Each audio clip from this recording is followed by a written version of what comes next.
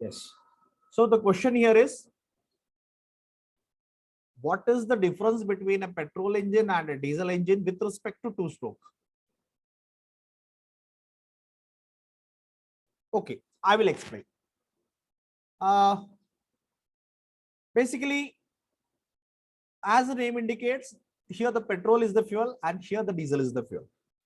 And when we are talking of a two-stroke, we know that we are going to suck some charge into the combustion chamber, and then in the next stroke,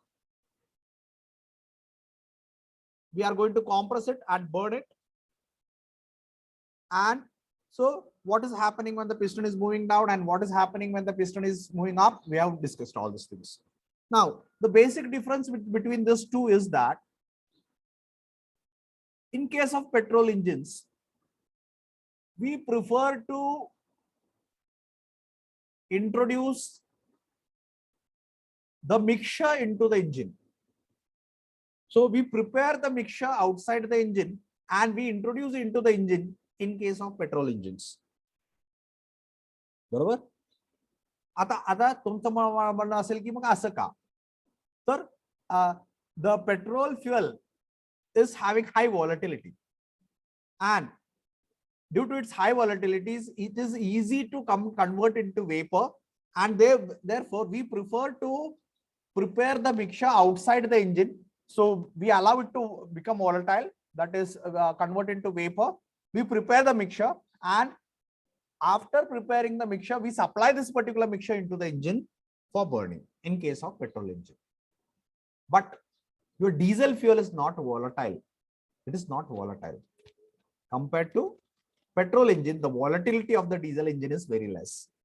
So it will not, म्हणजे थोडक्यात आता हे म्हणजे थोडक्यात तुम्हाला काय सांगायचं म्हटलं तर एका समजा भांड्यात एखाद्या तुम्ही 100 मिली पेट्रोल ठेवलं आणि दुसऱ्या भांड्यात 100 मिली डिझेल ठेवलं आणि तुम्ही ती तास 2 तास किंवा 24 तास तसं ठेवलं आणि दुसऱ्या दिवशी येऊन बघितलं तर त्या पेट्रोलच्या भांड्यात तुम्हाला काहीच दिसणार नाही, पण डिझेलच्या भांड्यात तुम्हाला अजून पण तिथे डिझेल दिसेल. Why it is happening? कारण the ability to convert itself into vapor is higher in case of petrol, so it will disappear. Means it will become vapor and goes along with the vapor, goes along with the air, and therefore slowly the quantity of the petrol will come down. But it will not happen so in case of a diesel engine. Diesel engine मध्ये ते होत नाहीये किंवा होत असेल तर फार कमी होणार. Okay, so what we need to understand is that the diesel engine is less volatile with respect to petrol engine, and therefore we don't prefer to prepare the mixture outside the engine and then introduce. We don't prefer. असं तर आपण करत नाही. मग आपण काय करतो? We introduce only air into the combustion chamber in case of diesel engine. Then we inject the fuel in the form of droplets, small droplets into the combustion chamber, where there is sufficient availability of air which is very hot and at a higher compression ratio. म्हणजे higher compression ratio, higher टेम्परेचरला fuel available असलेल्या combustion chamber मध्ये आपण fuel spray करणार droplet form मध्ये. Why we are doing this? Because we know that the fuel is going to evaporate with the heat absorbed from the combustion chamber, and to absorb the heat we want higher surface area, and therefore we go for injection. म्हणून आपण इथं काय करणार, इथं suction मध्ये एअरच घेतलेले असते. म्हणजे ज्या वेळेला तुम्ही इथं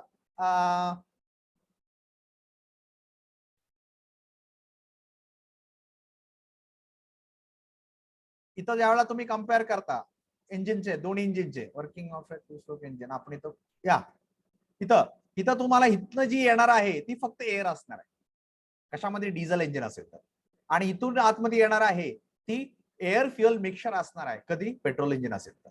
so that is the difference. Okay, so therefore here in this particular case we prefer to use only air. So air will be sucked into the crankcase and that will be transferred to the transfer port during suction stroke as usual. बरोबर, नेहमीप्रमाणे. म्हणजे बाकी ज्या गोष्टीमध्ये काही फरक नाहीये. आणि त्याच्यानंतर this is a compression ignition engine. Diesel engines are compression ignition engines, म्हणजे सीआय इंजिन्स. म्हणजे सीआय इंजिन्स म्हणजे तिथं आपल्याला स्पार्क प्लग लागत नाहीये, पण तिथं काय लागतं, तिथं मग कसं मिक्सर कसं पेटणार आहे, एकदा आपण इंजेक्ट केलं की ते मिक्सर फॉर्म होतं आतमध्ये आणि तेच मिक्सर स्वतःच्या हीटनं, हाय टेम्परेचर मुळे ते स्वतः भडकतं, पेटतं. Self ignition. ओके. मग इथं बघाल तर पेट्रोल इंजिनच्या पोर्ट टायमिंग डायग्राम मध्ये आणि डिझेल इंजिनच्या पोर्ट टायमिंग मध्ये काय फरक आहे, तर इथं बघाल तर तुम्ही इथं काय, सो इनलेट पोर्ट इथं लिहिलंय, इथे इनलेट वॉल्ट पाहिजे होतं. Okay, doesn't matter. Inlet port opens, sorry closes. Inlet valve आपण बघितलं खाली क्रॅककेसला असलेला जी वॉल आहे ती इथं क्लोज होतोय. Exhaust port opens, transfer port opens, transfer port closes, exhaust port closes, आपण सगळं बघितलेलं आहे. बरोबर. आणि इनलेट वॉल ओपन्स. आणि इथं आपण काय म्हणलो होतो, स्पार्क पॉइंट पेट्रोलसाठी. आता इथं काय फरक आहे बघा, इथं FIC fuel injection is completed आणि इथं फ्युएल इंजेक्शन स्टार्ट्स. इथं इग्निशन स्टार्ट्स म्हणलं होतं, इथं ignition spark given with ignition spark given म्हणलं होतं. इथं काय म्हणतोय आपण, फ्युएल इंजेक्शन स्टार्ट्स आणि इथं फ्युएल इंजेक्शन कम्प्लीट्स.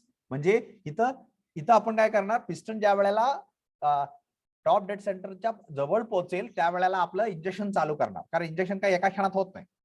बरोबर.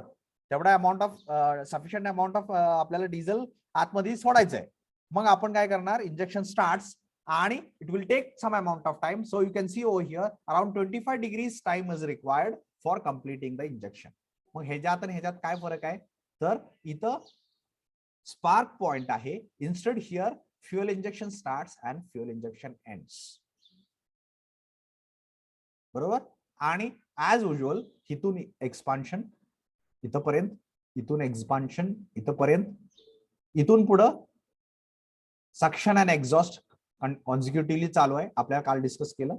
आणि इथून पुढं एकदा का एक्झॉस्ट पोर्ट क्लोज झाल्यानंतर, बरोबर, एक्झॉस्ट पोर्ट क्लोज झाल्यानंतर आपण बघितलं काल, so after that it is compression इथपर्यंत.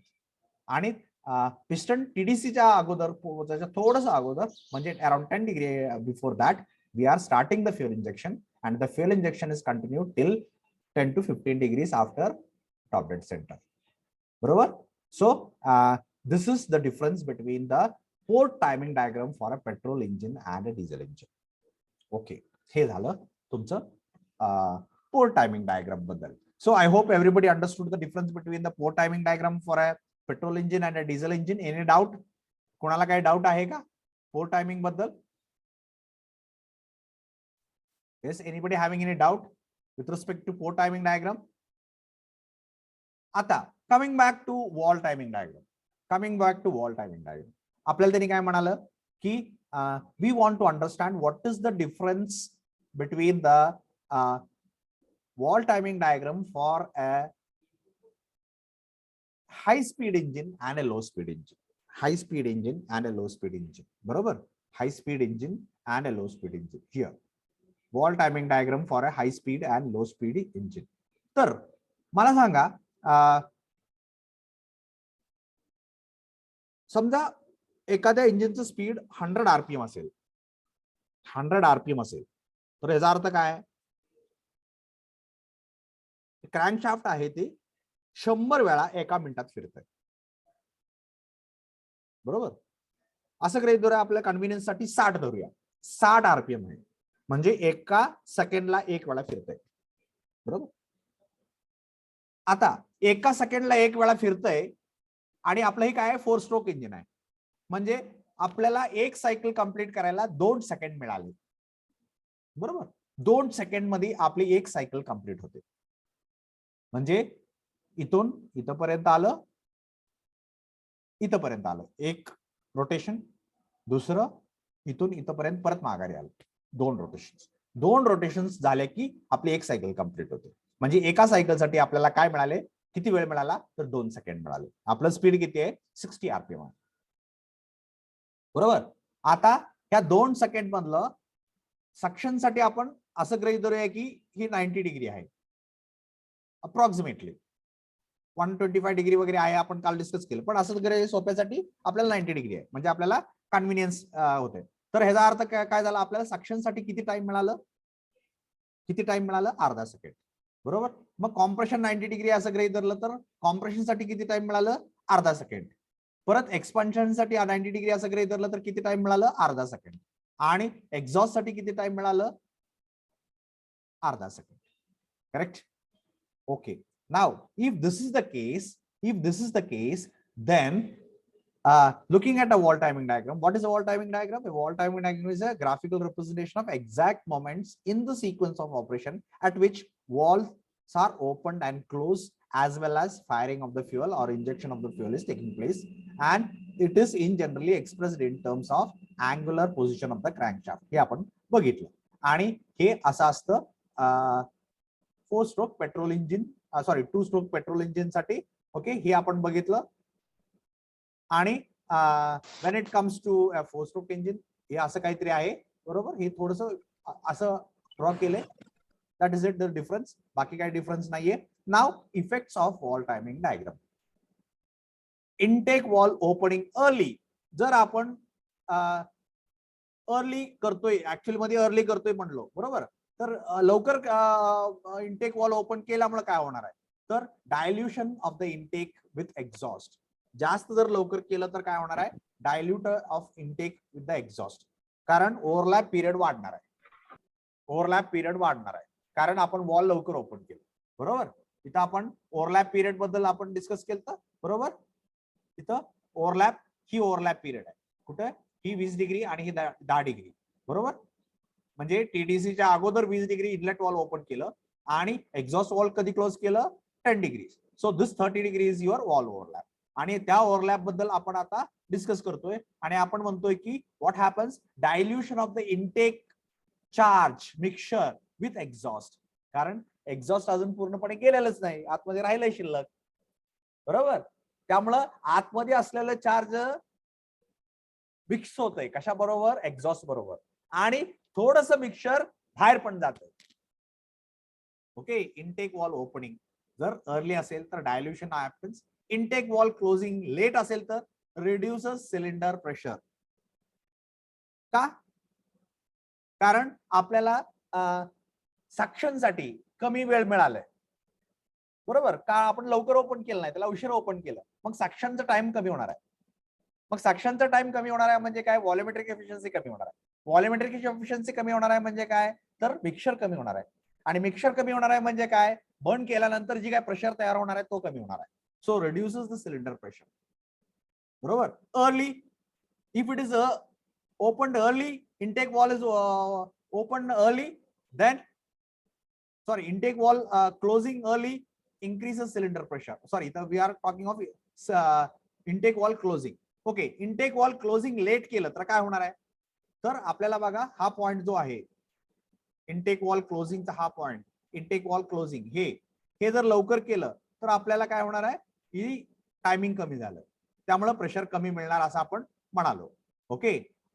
देन नाही, अर्ली असेल तर इन्क्रीजेस सिलेंडर प्रेशर असं म्हणतो. ओके, सॉरी, हे केलं, हे लवकरात लवकर आपण हे केलं तर प्रेशर कसं वाढतंय बघा. इथं काय होतंय ते, एक मिनिट, त्या फिगरनं समजत नाही तुम्हाला. Okay, doesn't matter. तुम्ही आता काय माहितीये का, एवढ्या डेप्थ मध्ये जाऊन समजणं थोडंसं तुम्हाला अवघड जाणार आहे. फक्त आता इफेक्ट समजून घ्या एवढे. ओके. काय होतंय, रिड्युसेस म्हणजे थोडक्यात काय, जी काय इन्क्रीज किंवा रिडक्शन इन द प्रेशर का होतोय अर्ली किंवा लेट ओपन, म्हणजे थोडक्यात एवढं समजून घ्या की वॉल जर जास्त लवकर किंवा जास्त लेट ओपन केलं तर प्रेशर मध्ये जी काय प्रेशर तयार होणार आहे त्या प्रेशर मध्ये फरक पडतोय. बरोबर. आता ती का फरक पडतोय, कसा फरक पडतोय, त्याचा परिणाम काय होणार आहे वगैरे अजून थोडंसं आपल्याला थोडंसं अजून डेप्थ मध्ये शिकावं लागेल, त्यावेळेला ते समजेल. फक्त आता आपल्याला तेवढा वेळ पण नाहीये आणि तेवढ्या डेप्थ मध्ये आपल्याला गरज नाही. ज्याला कोणाला पाहिजे त्यांनी माझ्याकडे या, पर्सनली मी तुम्हाला सांगतो की ऍक्च्युअली का होतंय ते, बरोबर, कारण त्याला खूप वेळ लागेल तुम्हाला समजून द्यायला. बरं ठीक आहे. एक्झॉस्ट वॉल्व ओपनिंग लेट केलं तर काय होते, पंपिंग लॉसेस होते. ही पंपिंग लॉसेस काय बघू. अर्ली ओपन केलं तर, एक्झॉस्ट वॉल्व अर्ली ओपन केलं तर काय, पॉवर रिडक्शन होते. पॉवर रिडक्शन कसं होतं, प्रेशर कमी झालं तर होतंय, ते तुम्हाला मी सांगतो परत.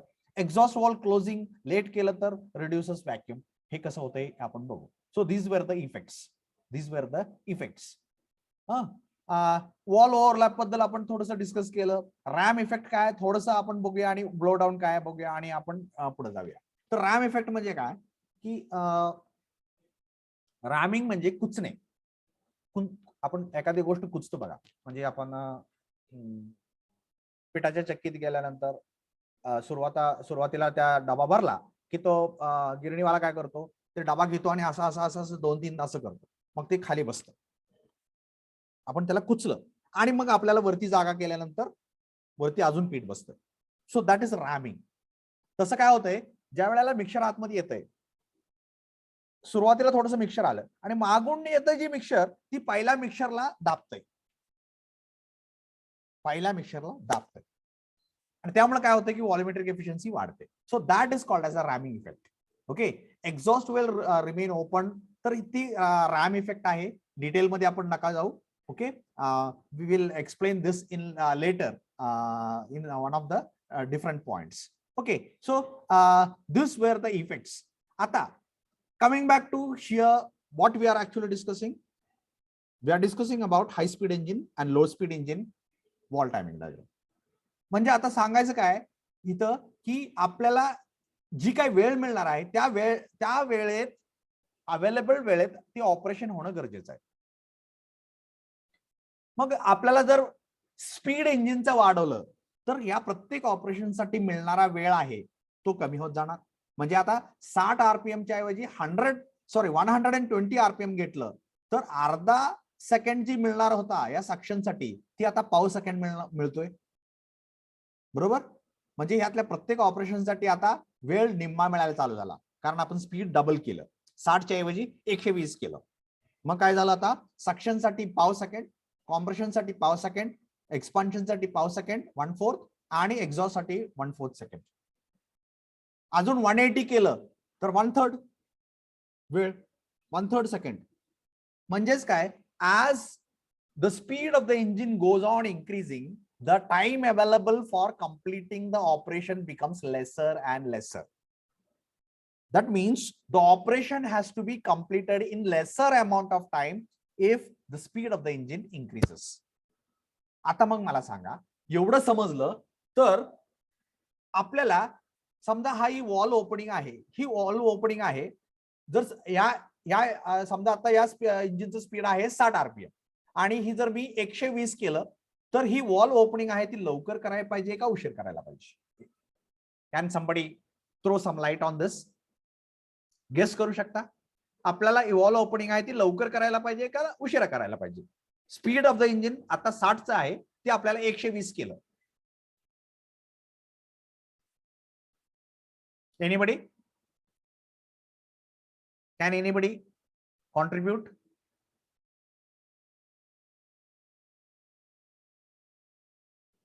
somebody mute and tell me. प्रश्न समजला का? अजून एकदा सांगतो. आता इंजिनचं स्पीड आहे 60 आरपीएम. 60 आरपीएमच्या हिशोबानं हे वॉल ओपनिंग इथं होतंय, म्हणजे 20 डिग्री बिफोर टीडीसी होतंय. मग आपल्याला इकडे केलं तर इथं काय 30 डिग्री बिफोर टीडीसी, म्हणजे लवकर केलं. आणि इथं केलं, इकडे नेलं तर 10 डिग्री बिफोर टीडीसी म्हणजे लेट ओपनिंग. म्हणजे आपल्याला समजा आता त्याच इंजिनची स्पीड जी 60 होतं ती आपण 120 केलं तर आपल्याला हे लवकर ओपन करावं लागणार आहे का उशिरा ओपन करावं लागणार आहे? That is the question. लवकर ओपन करावं लागेल. Exactly. So the valves has to open early and close late when the speed of the engine increases.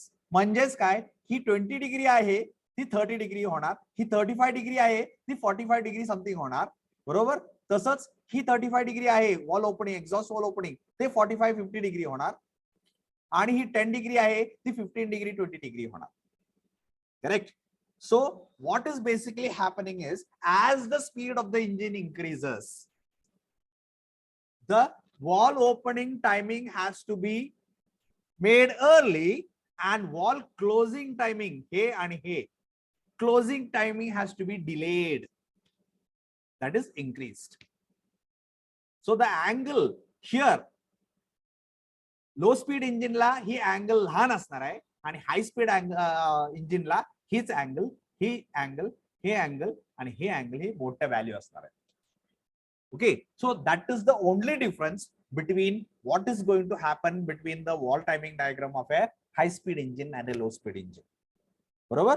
तर लो स्पीड इंजिन मध्ये आपल्याला वेळ जास्त मिळतोय, त्यामुळे ते अँगल कमी ठेवलं आणि आपल्याला वेळ वाढवण्यासाठी आपण काय केलं, बरोबर, वेळ वाढवण्यासाठी काय केलं आपण, तर आपण हे अँगल वाढवले. So if this particular port timing diagram for a same engine but with a higher speed, then this 20 may become 30, it may become 35 depending on what amount of speed you have increased. This 10 may become 15 or 20. This 35 may become 45, 50 something. This 35 may become 45, 50 something. So what is the difference then between a high speed engine and the low speed engine? The low speed engine will have lower values of opening and closing, while high speed engine will have higher values of opening and closing, angular values. बरोबर. That is the only difference. I hope everybody understood. तर तुम्हाला पुस्तकात बघितलं तर high speed आणि low स्पीडचे दोन figure काढलेले असतील आणि दोन्ही मध्ये काय डिफरन्स दिसेल, इथं अँगल लो स्पीड इंजिन मध्ये अँगलची व्हॅल्यू कमी दिसेल आणि तिकडं हाय स्पीड इंजिन मध्ये ते अँगलची व्हॅल्यू जास्त दिसेल. And it depends on what is the amount of speed variation you are going to make. तर असे दोन फिगर्स आहेत, तुम्ही बघून ठेवायच्या आणि ते अँगुलर व्हॅल्यूज बघून ठेवायचे की बाबा किती फरक पडतोय on an average. That is all. So that is the difference between a high speed and low speed engine with respect to valve timing diagram. Is there any doubt with respect to this? Is there any doubt with respect to this? ह्या point मध्ये कोणाला काही doubt आहे का? Anybody having any doubt?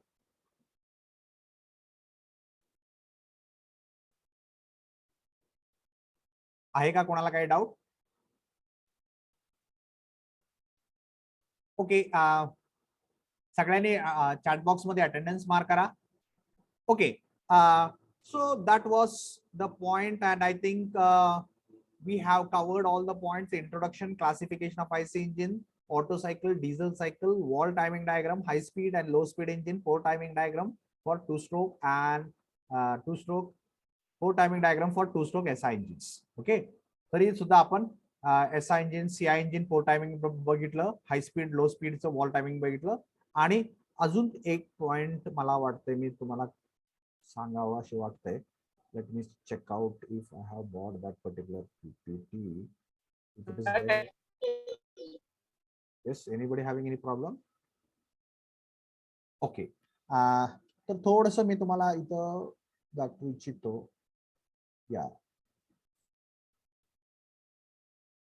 Okay, this slide I will again once again explain. आपण एक air standard cycle, theoretical cycle आणि actual cycle असे 2-3 सायकल्स डिस्कस केले. तेच इथं कन्सेप्ट इथं दाखवलंय. Air standard cycle when corrected to the characteristics of fuel air mixture, we got theoretical cycle or we call it as a fuel air cycle, and when corrected to losses we have actual cycles. Okay, आणि म्हणजे इथं तुमचं ही theoretical cycle झाली आणि ही actual cycle आणि ही ideal cycle झाली. बघा 3 टप्पे. एक आयडियल, इथं आपण पोहोचत नाही, इथं कंडिशन्स आयडियल अज्युम केले असेल. आता ती कुठल्या कुठल्या आयडियल आहेत एकदा बघूया. आहेत आपल्याकडे इथं ते जी लिस्ट आहे ती एकदा बघूया.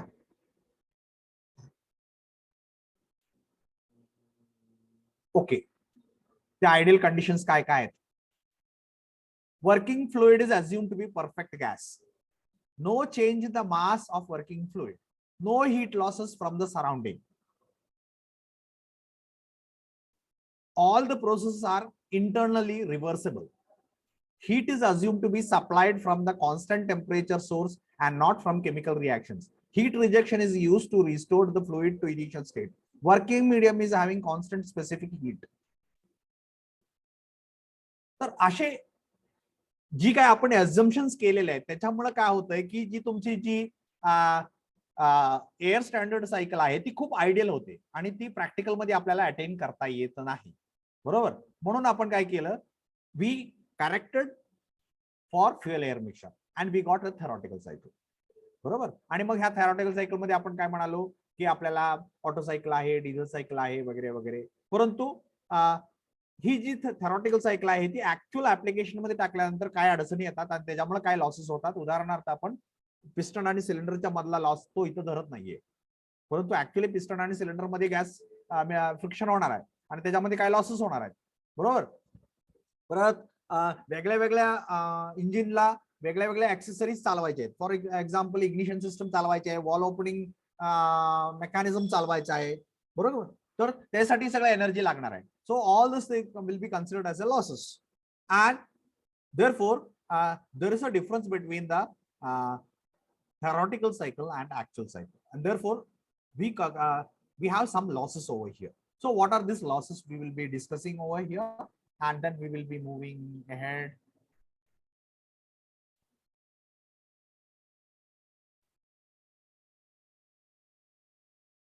Okay. तर हे इथं काय दाखवलंय, इथं हे दाखवलंय काय की ही जी 3-4 प्रोसेस आहे ही आयडियल सायकल मधली होती आणि ही जी 3-4 प्रोसेस आहे ती थेरॉटिकल सायकल मधली. ही डार्क लाईन आहे 2-1 that is the ideal cycle मधली होती, एअर स्टँडर्ड सायकल मधली होती, आणि 2-1 is the process corresponding to your theoretical cycle. बरोबर. तर अशा प्रकारे डायग्राम पण आपण बघितला. Okay. And we will go for directly now what are the different losses.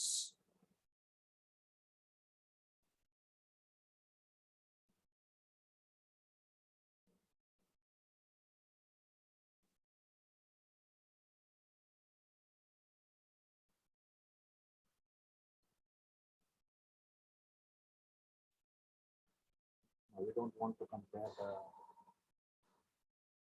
Okay, so actual cycles ह्याच्यामध्ये महत्वाचे लॉसेस आहेत ते these are the losses. What are the different losses? Time loss factor, heat loss factor, exhaust blow down factor. सगळ्यात महत्वाचे losses आहेत. आता ही time loss factor म्हणजे काय, हिट लॉस फॅक्टर म्हणजे काय, एक्झॉस्ट ब्लो डाऊन फॅक्टर म्हणजे काय, आपण थोडक्यात बघूया. बरोबर. तर पहिल्यांदा डेफिनेशन पासून चालू करूया. Time loss factor is the loss due to time required for mixing the fuel and air and also time required for combustion. म्हणजेच काय, तर इथं आपण जी काय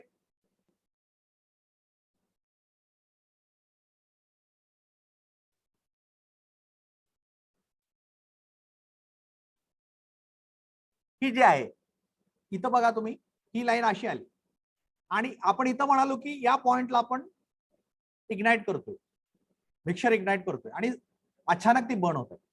परंतु आपल्याला माहिती आहे बर्निंग साठी वेळ लागणार आहे, म्हणून आपण काय करतो, स्पार्क आपण वॉल टायमिंग डायग्राम मध्ये बघितलं, आपण स्पार्क कधी देतोय, टीडीसीच्या थोडस अगोदर 10 डिग्री 20 डिग्री अगोदर देतोय. म्हणजे this particular point is corresponding to TDC. म्हणजे आपण इथं इग्निशन करत नाही, ऍक्च्युअली इथं कुठेतरी करतो. म्हणजे आपण इथं कुठे केलं, या इथं केलं. आता इथं इग्नाइट झालं म्हणजे मिक्सचर बर्न व्हायला चालू झालं. आता बर्न व्हायला चालू झालं म्हटल्यानंतर आतमधलं प्रेशर वाढणार. बरोबर. म्हणजे ही लाईन आहे ती अशी न जाता आता अशी जाईल. बरोबर. And that is where we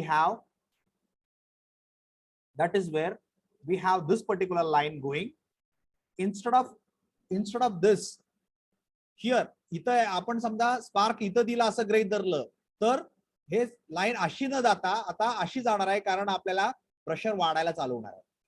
कशामुळे प्रेशर वाढलं, कारण आपण स्पार्क दिला, बर्निंग व्हायला लागलं आणि बर्निंग व्हायला थोडासा वेळ लागला. बरोबर. आपण स्पार्क इथं या 2 पॉइंटला नाही दिला, आपण स्पार्क इथं दिला आता ऍक्च्युअल मध्ये. त्यामुळं ही लाईन अशी न जाता ही लाईन अशी जाणार आहे. And that is where you are getting this particular line. बरोबर.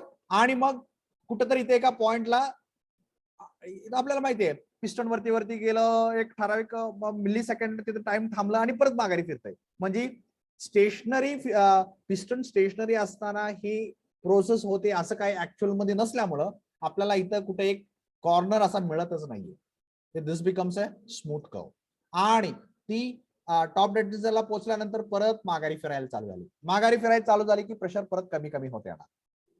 बरोबर, प्रेशर कमी कमी व्हायला लागले. So you can see the pressure starts decreasing.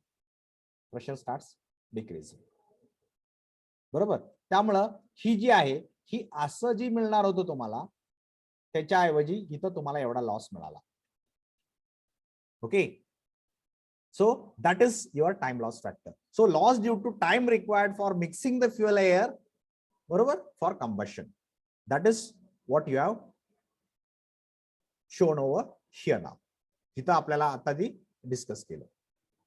बरोबर आहे. तसंच heat loss factor, loss of heat from the gases two cylinder walls. बरोबर. त्याच्यामुळे काय होणार आहे, त्याच्यामुळे होणार ही आहे की ही जी लाईन आहे ही एवढे वरती न येता ही खालती येणार आहे. बरोबर. आपण काल एका ह्याच्यामध्ये डिस्कस केलं तर बघा, एका पीपीटी मध्ये आपण डिस्कस ऍक्च्युअली केलेलं आहे हे सगळं. Let me check out if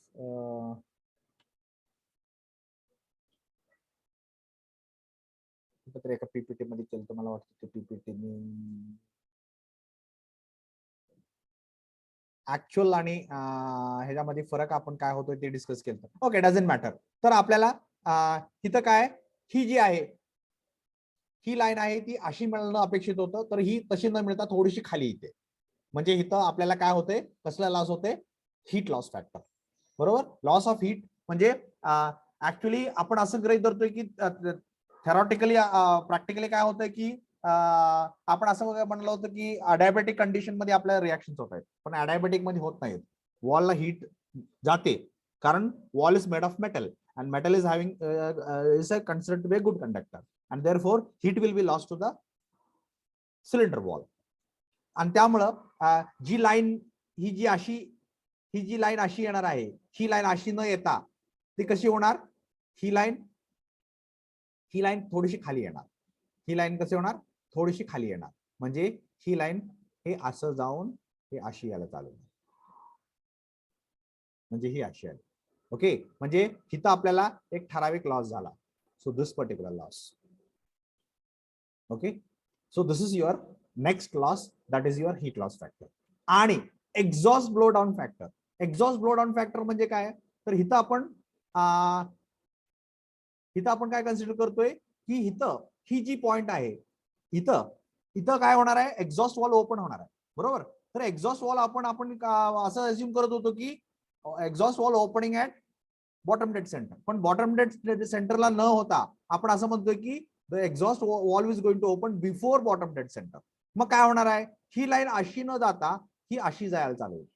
so it becomes also a curve like this. बरोबर. आणि म्हणून इथं आपल्याला हे असं मिळतंय, म्हणजे इथं थोडस लॉस झाला. And that is what you call as your exhaust blow down losses. तर आपल्याला 3 मेजर लॉसेस आहेत, एक टाइम लॉस फॅक्टर, एक हीट लॉस फॅक्टर आणि exhaust blow down factor.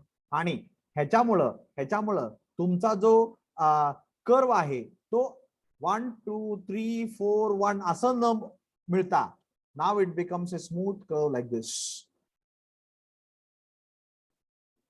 And now instead of the work actual amount of work what was supposed to be we are getting with respect to this much area, now we get a lesser area over here corresponding to this loop, okay, which is lesser than this.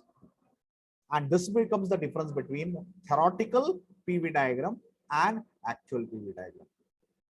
बरोबर.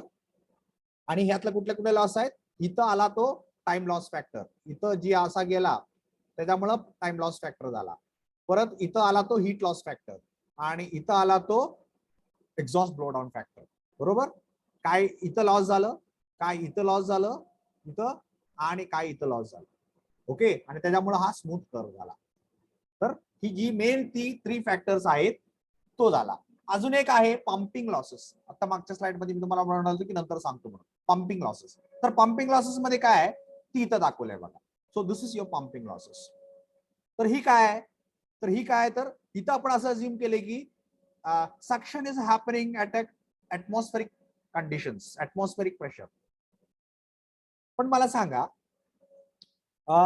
आपण असं पण म्हटलं होतं की the mixture will flow into the cylinder only when there is a pressure difference. बरोबर, एखादा fluid move व्हायचं असेल तर प्रेशर डिफरन्स लागतो. बरोबर, प्रेशर डिफरन्स लागतो म्हणजे काय, मिक्सचर आतमध्ये कधी मूव्ह होणार आहे, आतमध्ये व्हॅक्युम असेल तर, आणि बाहेर ऍटमॉस्फेरिक कंडिशन म्हणजे बाहेर जास्त प्रेशर आहे आतमध्ये कमी प्रेशर असेल तरच तुमचं मिक्सचर आतमध्ये मूव्ह होणार आहे. Then and then only suction can happen. म्हणजे in actual this will not be a straight line, it will be pressure lesser than atmospheric. So here this particular dotted line corresponds to atmospheric pressure. आणि आपल्याला suction व्हायचं असेल तर we have to maintain a pressure lesser than atmospheric inside the cylinder. आणि मग आपल्याला suction मिळणार आहे. आणि म्हणजेच काय, we have to do some work to create the suction in the engine and that work is lost, which we call as a pumping loss. तसंच ज्या वेळेला आपल्याला गॅसेस बाहेर टाकलायचे त्यावेळेला आपण इथं काय म्हणालोय, इथं म्हणालोय की the exhaust is happening at atmospheric condition. पण बाहेर पण ऍटमॉस्फेरिक आत पण ऍटमॉस्फेरिक कंडिशन असेल तर गॅसेस बाहेर जातील का, नाही जाणार. बरोबर, we have to push the gases out. म्हणून आपण या केसमध्ये काय करतोय, इथं काय करतोय पिस्टनला मूव्ह करून इथं प्रेशर वाढवतोय. आणि प्रेशर वाढवल्यामुळे, जास्त प्रेशर असल्यामुळे इथं आतमध्ये, त्यामुळं तुमचं मिक्सचर आहे ते बाहेर जाणार आहे. बरोबर, म्हणजे इथं पॉझिटिव्ह प्रेशर आहे आणि बाहेरच्या पेक्षा जास्त प्रेशर आहे आतमध्ये. And that means your exhaust is taking place at a higher pressure than atmospheric. And this much amount of work is lost in actual this much amount of work is lost. आणि ते lost कुठलं loss आहे, actually तयार झालेलं work, क्रँकशाफ्टला दिलेलं work तीच परत piston absorb करतंय आणि that is expanded in suction and exhaust. म्हणजे या इनटेक स्ट्रोक मध्ये आणि या एक्झॉस्ट स्ट्रोक मध्ये, या दोन्ही स्ट्रोक मध्ये काय होणार आहे, work is going to be consumed by the piston from the crankshaft for doing some work. And which work, suction work and exhaust work, and that is indicated by this particular. And therefore here what we do is, इथं आपण draw करताना मग आपण generally कसं करतो, इथं आपण काय करतो, we draw this, you can see over here we have drawn this particular curve in a positive curve clockwise, आणि हे नेगेटिव्ह कर्व काढलाय म्हणजे anti clockwise. So where it indicates that the positive curve or a clockwise curve indicates that work is done by the system, and the negative curve indicates that work is done on the system. Means it is system absorb करते ही work आणि हे system आपल्याला work देते. बरोबर, हे this much amount of work is produced by the system and this much amount of work is absorbed by the system. So net work will be this area minus this area. This area minus this area. Okay, so this losses are called as pumping losses. Okay, तर आपण तीन प्रकारच्या losses बद्दल आपण बोललो पहिल्यांदा, time loss factor, heat loss factor आणि exhaust blow down. बरोबर, त्याच्यामुळं काय झालं, त्याच्यामुळं हा कर्व ही 1 2 3 4 4 1 असं न होता हा असा स्मूथ कर्व झाला. आणि त्याच्यानंतर बोललो पंपिंग लॉसेस. हा पंपिंग लॉसेस मुळे काय झालं, ही एक लाईन न राहता this becomes a negative curve, negative loop. So this positive loop, area of the positive loop indicates the power produced by the system, and the area of the negative loop indicates the work absorbed by the system. So the net work will be this area minus this area, or this work minus this work. म्हणजे ही जर A असेल, हे आपण जर ह्याला A ने indicate केलं आणि ह्याला B ने इंडिकेट केलं तर A minus B will be your actual work produced by the system. I hope everybody understood. असं कोण आहे का वर्गात ज्याला हे समजला नाही कॉन्सेप्ट लॉसेसचा? 4 लॉसेस बद्दल बोललो आपण. Time loss factor, heat loss factor, exhaust blow down factor आणि पंपिंग लॉसेस. असं कोण आहे का वर्गात ज्यांना ह्या लॉसेस समजल्या नाहीत? कशामुळे आले हे समजलं नाही? बेसिकली मला इथं काय सांगायचं होतं, इथं आपल्याला काय डिस्कस करायचं होतं, ही थेरॉटिकल कर्व असा जो होता तो ऍक्च्युअली असा का झाला, बरोबर? ह्या कर्व मध्ये ही थेरॉटिकल कर्व आणि ही ऍक्च्युअल कर्व हा फरक ह्याच्यामुळे कशामुळे झाला हे आपण डिस्कस करत होतो. आणि मला वाटतंय I have cleared all the points with respect to this.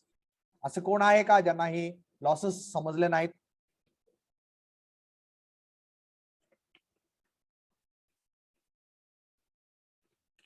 Is there anybody who has not understood this? आहे का कोण वर्गात? कुठलाही यातला कुठलाही लॉस समजला नाही असं झालंय का?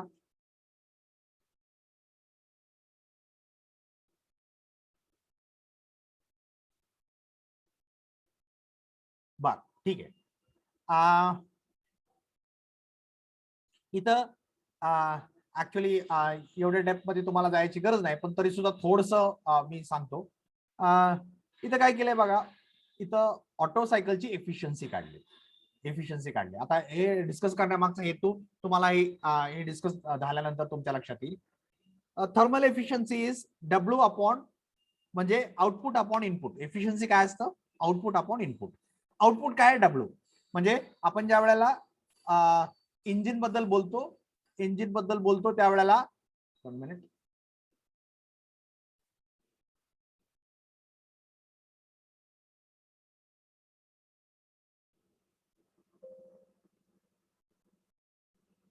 ओके, इंजिन बद्दल ज्या वेळेला बोलतो आपण त्यावेळेला आपण काय म्हणतो की एक हाय टेम्परेचर सोर्स आहे, इथे एक इंजिन आहे आणि एक लो टेम्परेचर सिंक आहे. आपण इथनं क्यू अमाऊंट ऑफ हीट घेतलं, हा कुठून? हाय टेम्परेचर सोर्स पासून. Let it this be TH, high temperature source, आणि इथं TL, low temperature sink, and this is your engine. Okay, and it is producing some amount of work which is W. Okay, and the heat taken from the high temperature source is TH, and heat given to low temperature source is TC. Let it be. Okay, heat THI. So we have taken some amount of heat, we have converted some amount of work, and the work produces W. So what is your output? Output is W. What is your input? Input is TH. म्हणजे ह्या इंजिनला मिळालेलं input काय आहे? QH, आणि या इंजिनने produce केलेलं output काय आहे? W. So efficiency is output upon input. Output W आहे, इनपुट काय आहे? QH आहे. So W can be written as QH minus QC, कारण तेवढं वर्क आपण कन्वर्ट केलंय. So we have written it as QH minus QC, and here you have QH, so this can be written as 1 minus QC upon QH. बरोबर? आता this QC has been written in a different form, that is T4 minus T1. आता हे कशावरून आपण right केलं? याच्यावरून. इथं काय आपल्याला इथं QC. What is QC? Heat rejected. Heat rejected काय होतं?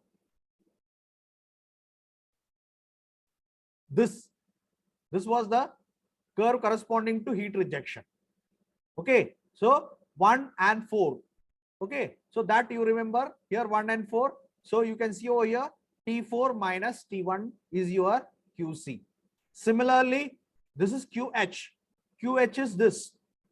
This is your QH, heat addition. So 2 and 3, 0.2 and 0.3. So you can see T3 minus T4.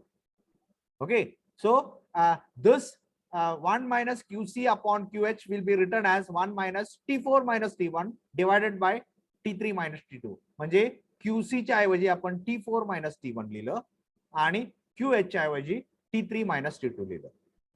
बरोबर. मी तुम्हाला आता थर्मोडायनामिक्स शिकवत नाहीये, बरोबर, फक्त त्याचा तुम्हाला मी रेलेव्हन्स सांगतोय असं का केलं.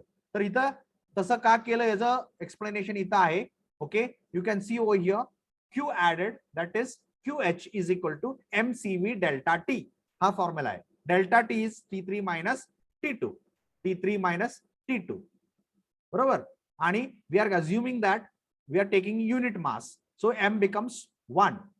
Okay, and CV is a constant, so Q can be proportional to Q is proportional to T3 minus T2, and that is why we have substituted QH, which is Q added by T3 minus T2. Similarly, Q out, okay, heat rejected will be with a mass 1 kilo. This is taken as proportionality constant. It will become T4 minus T1. So we have written it as T4 minus T1.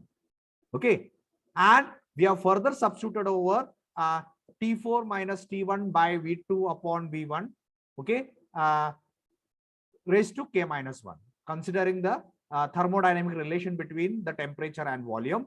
Okay, so we have substituted, instead of this we have substituted by this, where this is your V2 minus V1 final volume upon initial volume, okay, which is 1 upon compression ratio K raised to K minus 1. ठीक आहे. V2 upon V1, V1 upon V2 was a compression ratio. तर ती म्हणजे काय, this is the inverse of the compression ratio. So the formula becomes 1 minus 1 upon compression ratio raised to K minus 1. He K minus 1 इथं आलं, म्हणजे याला 1 upon this, so it will become like this, बरोबर. So this is your. आता ह्याच्यावरनं आपल्याला काय समजायचं, ह्याच्यावरनं आपल्याला काय समजायचं, तर बेसिकली असं गृहीत धरूया की इथं K minus 1 तुम्ही तो थोडक्यात एक कॉन्स्टंट आहे असं गृहीत धरा. 1 minus 1 upon compression ratio. What is this? Efficiency. Efficiency is equal to 1 minus 1 upon compression ratio. So what will be happening to the, आता बघा मी तुम्हाला ही सिम्प्लिफाय करून सांगतोय, सिम्प्लिफाय करून सांगतोय तुम्हाला. आता मला जो पॉइंट सांगायचा आहे तो सिम्प्लिफाय करून तुम्हाला सांगतोय मी. काय झालं, एफिशियन्सी इज इक्वल टू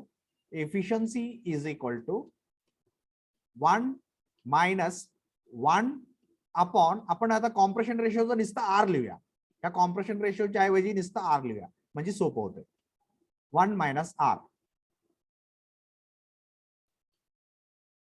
तर efficiency of a engine is equal to 1 minus 1 upon R, where R is the compression ratio. आता compression ratio जर मोठा घेतला तर what will happen to this ratio? This is called as a numerator, this is called as a denominator. Denominator bigger value if you take, what will happen to that ratio? म्हणजे आता उदाहरणार्थ थोडक्यात 1/2 घेतलं आणि 1/4 घेतलं, म्हणजे डिनॉमिनेटरची मोठी व्हॅल्यू घेतली तर रेशो ऍक्च्युअल व्हॅल्यू रेशोची कमी झाली का जास्त झाली? 1/2 मोठा आहे का 1/4 मोठा आहे?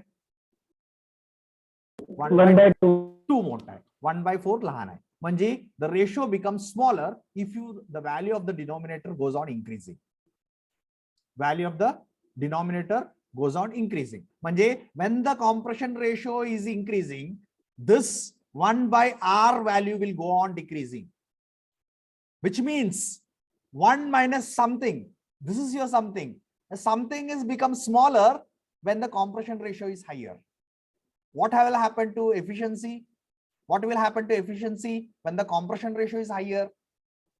Now can anybody tell what will happen to efficiency when the compression ratio is higher?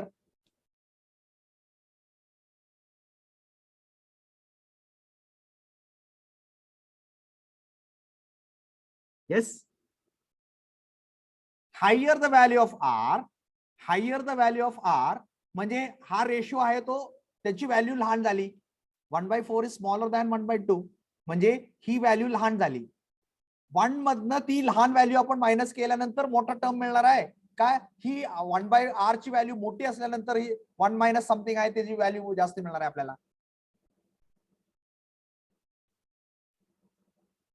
ही कमी असेल तर ना, ही कमी कधी आहे, डिनॉमिनेटरची व्हॅल्यू जास्त असेल तर. म्हणजेच when the compression ratio is higher, 1/r will become smaller. That means 1/r, that value will become bigger. That means efficiency is going to increase. So in other words, higher the compression ratio, higher will be the efficiency of the engine. Higher the compression ratio, higher the efficiency of the engine. बरोबर? मला वाटतंय सांगायचे, परत अजून एकदा सांगायची गरज आहे का? कॉम्प्रेशन रेशो वाढल्यानंतर एफिशियन्सी ऑफ द इंजिन कशी वाढते, सांगायची कोणाला गरज आहे का? का समजलंय? हे सगळं बाजूला ठेवा, हे सगळं बाजूला ठेवा. आता फक्त आपण एवढ्याबद्दलच बोलतोय. एफिशियन्सी कायचा फॉर्म्युला काय आहे? Efficiency is equal to 1 minus 1 upon R, where R is the compression ratio. बरोबर? जसा कॉम्प्रेशन रेशो वाढत जाईल, ही 4, 6, 8 असं होत जाईल, तसं ही 1/r ची व्हॅल्यू कमी कमी कमी होत जाते. म्हणजे ही 1 मायनस समथिंग आहे, त्या समथिंगची व्हॅल्यू कमी कमी कमी झाली. म्हणजे 1 मायनस समथिंग जसं टोटल आन्सर मिळणार आहे, that value will go on increasing. That means efficiency is going to bigger when R value is going to become higher. That means higher the compression ratio, higher will be the efficiency of the engine. Do you agree with the statement? हे statement कोणाला समजलं नाही आहे का असं वर्गात? कोण ज्याला समजलं नाही की how the efficiency of the engine is going to increase when the compression ratio is going to increase? आहे का कोण वर्गात ज्याला ही समजलं नाही की how the efficiency of the engine increases when the compression ratio increases?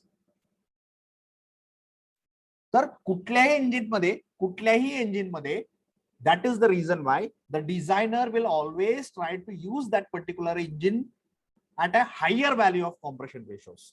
जास्तीत जास्त कॉम्प्रेशन रेशिओ यूज करायचा प्रयत्न करतो. आता we'll go back.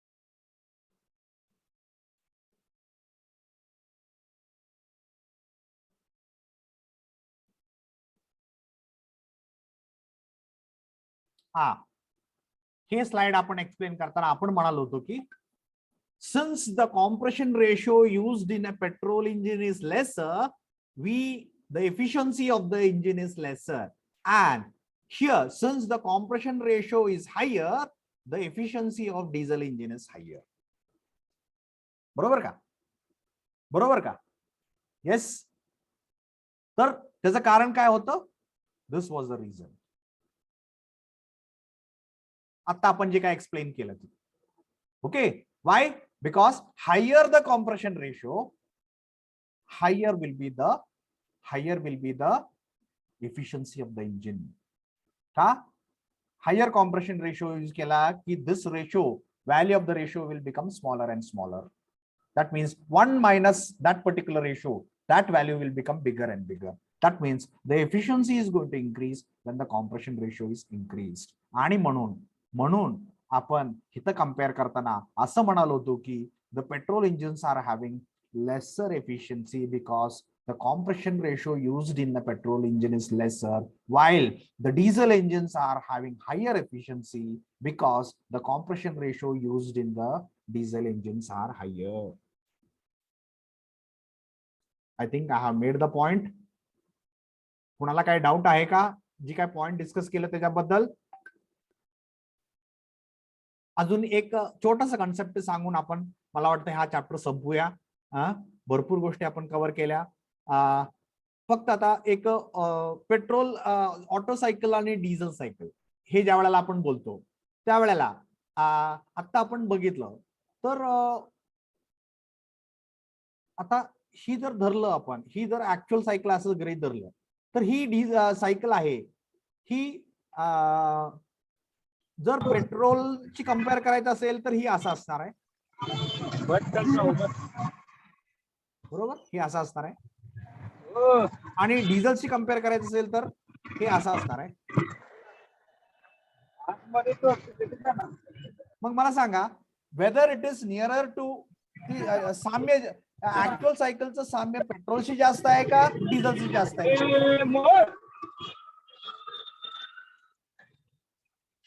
कोण मोहोलच्या स्टँड वरती आहे? मोहोळला कोण चाललंय? पडाप मध्ये कोणतरी बसलंय, जरा म्यूट करा.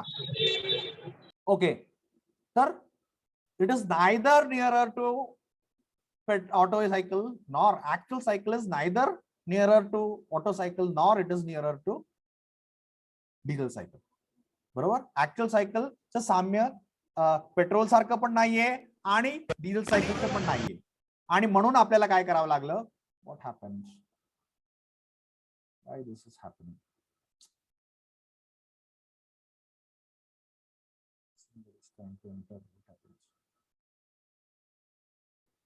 Have I logged out? Am I able to hear? Am I audible? Yes, sir. Okay. Function केले तर तसं काय मला काय कळलं झालंय. कसं काय आपोआप येतो एका तासाने असं?